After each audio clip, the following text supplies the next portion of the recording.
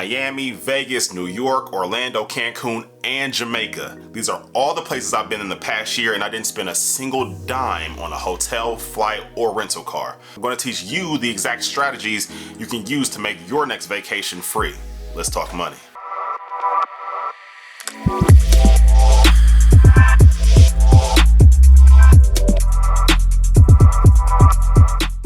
Everybody needs a vacation now and then, whether it's to celebrate a special occasion, to get away from the kids, or just some long overdue relaxation. One of the top reasons that people don't take as many vacations as they would like is money, which makes sense. Traveling the world isn't exactly the cheapest activity. According to Picasso.com, the average vacation costs $1,900 for a single person, or $3,800 for two. And the way that inflation has been driving the prices of everything up, those prices could easily increase in the near future. Now, while I'm doing pretty well in the finance department, who in the world wants to spend that type of money for just a little bit of relaxation? No one. Like literally, no one. And because of this, I practice a strategy called credit card churning, which takes up about 15 minutes of my time per year and helps me travel the world for free. But before we get into exactly what credit card churning is and the nitty-gritty details of it, I need you, yes you, to smash that like button on your screen. Like now, please. Thank you. Now let's get started. Credit card churning is simply the process of opening a credit card for the sole purpose of earning welcome bonuses or other benefits. Most credit card companies will give you free money if you spend a certain amount within the first several months of opening the card. These intro offers typically range anywhere from $200 all the way up to $1,500 and sometimes even more. Now you're probably asking yourself, why do these credit card companies give away free money? There's gotta be some strings attached. Well, credit card companies like Visa, American Express, MasterCard are very, very, very profitable companies. Like, they make a lot of money. And just like any company, they want to outdo and steal customers away from their competitors. Now, as they are offering these huge perks and benefits, they are hoping that you are like most Americans who like to carry a very large credit card balance. Because, well, the higher the balance you carry, the more money they make. And with the average credit card interest rate being around 20%, that's a whole lot of money. You can see here just how a few interest points can make a huge difference in the amount of money that you have to repay. Just a 5% difference nearly doubles your repayment amount, and this is the exact reason why credit card companies are willing to give such large welcome bonuses, because they feel that over time, they will make that money back from you plus more. So let's go over the rules that you need to follow in order to use this strategy successfully. Number 1, don't spend extra money.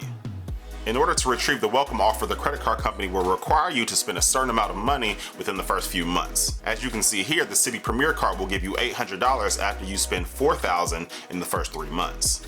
Once you receive the card, you should use it for everyday expenses in order to hit that threshold.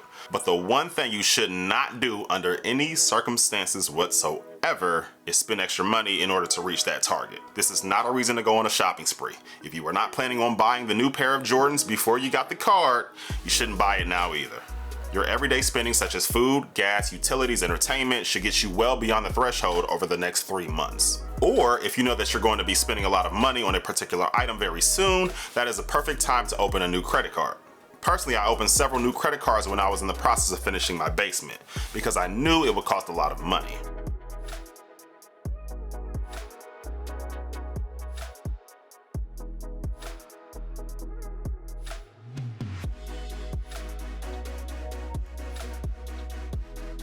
I also use this strategy for my photography business, since photography equipment costs like, I don't know, $1 million. I simply open a new credit card just before purchasing new equipment, and typically that one piece of equipment will get me over the threshold on day 1. Now, for my frugal people in the world who may not spend that amount of money in that amount of time, the easiest way to reach that threshold is to take something that you typically pay per month and pay it for a longer time. An example of this is any type of insurance like car insurance or health insurance, or you can even prepay your phone and internet. But as I said before, do not spend extra money that you were not going to spend anyway. Rule number 2, don't pay any interest. So most credit cards have what's called a grace period. This is simply the time when you make a purchase to when the credit card company starts to charge interest. This is typically anywhere between 25 and 55 days. So as long as you pay off your balance within the time frame, you will not be charged a single cent of interest. So don't spend any money you don't already have and pay off your balance every month. Super simple. Rule number 3, don't do this strategy if you are buying a house or a car soon. Mortgage and car lenders do not want to see you requesting additional lines of credit around the time you're applying for a new mortgage. In their eyes, they see it as you trying to take on more debt than you can handle. Also, the hard inquiry on your credit report will lower your credit score somewhere between 5 to 10 points. This lowering of your credit score will only last for a few months, and it should rebound shortly thereafter. So if you have a relatively high credit score, the hard inquiry will not affect you at all really, unless you're trying to take out a mortgage. So to play it safe, do not take out any new lines of credit if you plan on buying a home within the next year. Rule number 4 is canceling the card.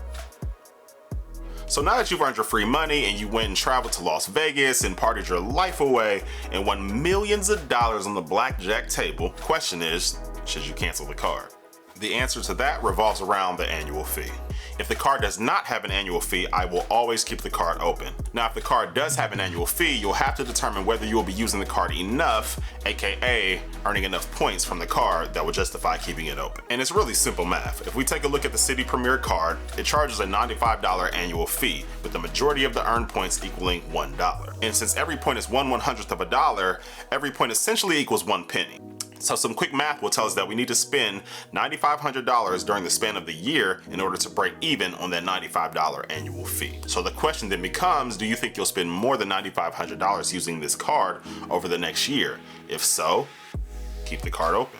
However, if you don't plan on hitting that milestone, it's probably best to close the card unless there are other benefits that make the card worth keeping. So now that you have all of that information and you know exactly what to do and how to do it and when to do it, the only question left is, what card should you use? I personally use pointsguide.com to scan through all of the current offers in the market. From here, you'll be able to see what the best intro offers are and what the annual fee for each card is. My personal recommendation for individuals would be to start with either the City Premier card or the Chase Sapphire Preferred card.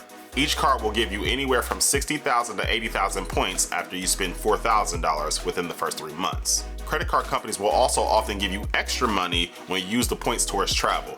You can receive an additional $150 from the Chase Sapphire card by simply booking your hotel or flight through their website. Now, if you own a business, then things get a little more interesting because credit card companies typically offer a higher intro offer for business credit cards. The 2 cards I would recommend for business would be either the Business Platinum card by American Express, which will offer you $1,500 back, or you can try the Ink Business Preferred card by Chase, which offers $1,000 back, which is a pretty decent return for 15 minutes of your time. Well guys, I hope you start utilizing this strategy today. Please hit the like button, subscribe to the channel. Many more financial tips and tricks coming up in the near future. Until next time, peace.